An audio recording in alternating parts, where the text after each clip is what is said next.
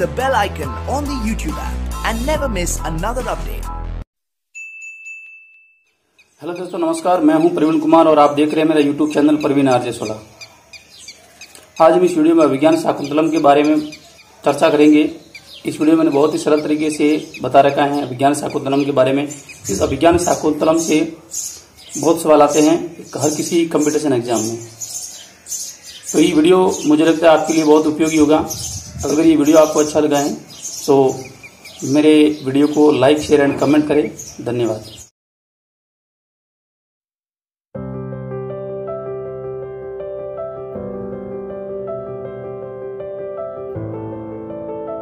अभिज्ञान शाकुंतलम जो है वो कालिदास की सबसे अंतिम रचना है।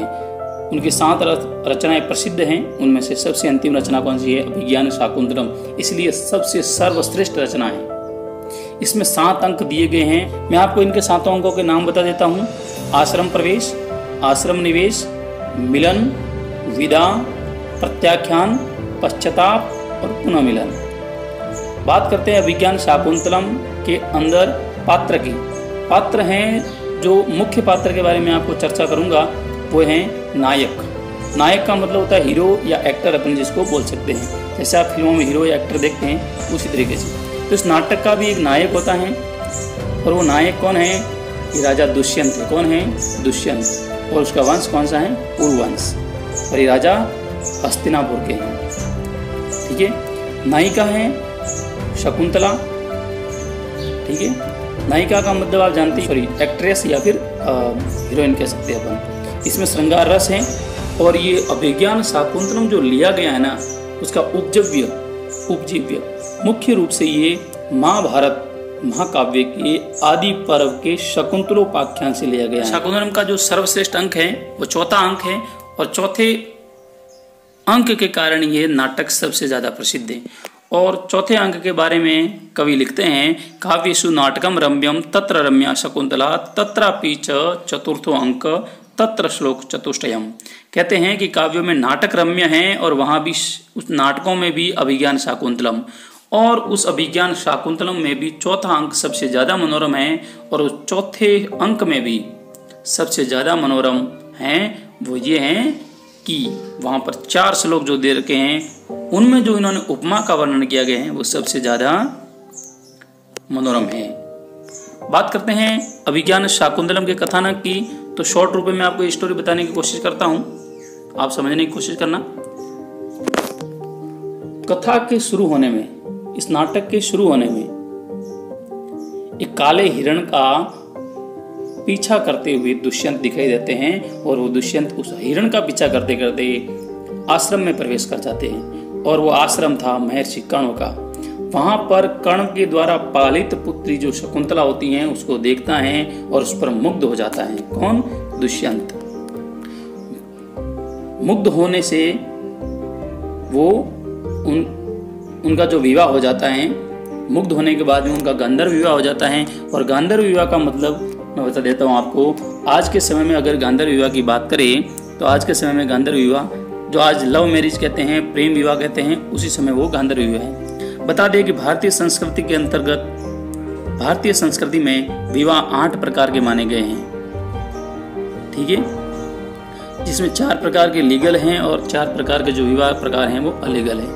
बात करते हैं जब आश्रम में प्रवेश कर जाता है, उनका गांधर्व विवाह हो जाता है, तो दुष्यंत के घर से संदेशा आता है कि उनकी माताजी ने उनको घर बुलाया है। जो दुष्यंत घर चले जाते हैं तो जाते समय शकुंतला को अपने नाम की एक अंगूठी दे के जाते हैं।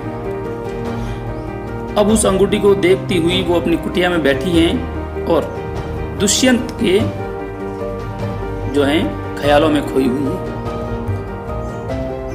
उसी समय महर्षि दुर्वासा आते हैं जो क्रोध के रूप में विख्यात हैं, प्रख्यात हैं। जो महर्षि दुर्वासा हैं वो कुटिया में आते हैं, मगर वो दुष्यंत के प्रेम में खोई हुई दुर्वासा की तरफ ध्यान नहीं देती हैं, तो दुर्वासा उनको श्राप दे देते हैं। श्लोक भी आता है, विचिंत्यति हम अनन्य मनीषा, ऐसा करके कोई श्लोक भी आता है। तो उसका अर्थ यह है, शकुंतला के लिए श्राप है कि जिसको तू आज याद करके मेरी अवहेलना कर रही है, मेरे जैसे ऋषि तेरे द्वार पर खड़े हैं, मेरी अवहेलना कर रही हैं, तो समय आने पर, जिसको आज तू याद कर रही हैं, समय आने पर वो तुम्हें भूल जाएगा। बात करते हैं, दुर्वासा ऋषि वहाँ से चले जाते हैं।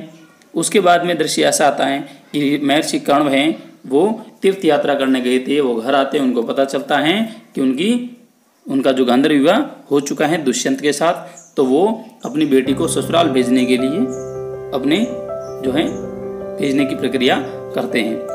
ससुराल भेजते हैं। तो जब शकुंतला स्नान करने जाती हैं तो उसके हाथ में पहनी हुई अंगूठी उस नदी में गिर जाती है। फिर वो शकुंतला यहाँ आती हैं, आके फिर दुष्यंत के घर जाती हैं। और दुष्यंत के घर जाती हैं तो दुष्यंत उसको पहचानने से मना कर देता है। जैसे ही मना करता है तो दुष्यंत कहता है कि अगर मैं आपको जानता हूँ तो मेरी कोई निशानी हो तो मेरे को दिखाओ।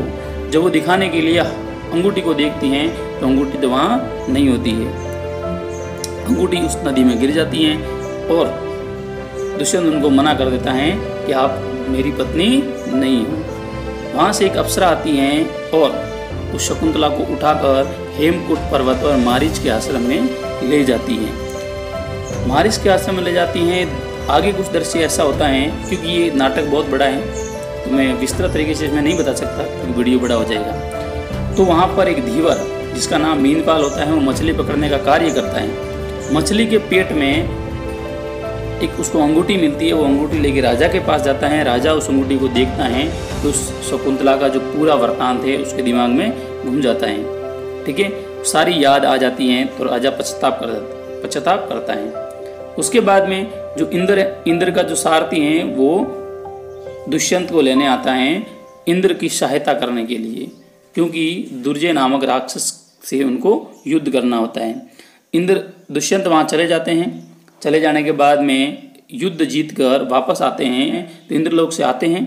उस समय मारीच के आश्रम में रुक जाते हैं। आश्रम में सर्वदमन को देखते हैं। सर्वदमन है वो अपनी माता से मिलते हैं और इसका अंत हो जाता है। और जो मारीच ऋषि हैं वो शकुंतला को दुष्यंत के साथ भेज देता है और वही सर्वदमन है जिसका नाम बाद में भरत पड़ा और उसी भरत के नाम पर अपने देश का नाम भारत पड़ा, ऐसा माना जाता है। आशा करता हूँ कि ये वीडियो आपको बहुत पसंद आया होगा।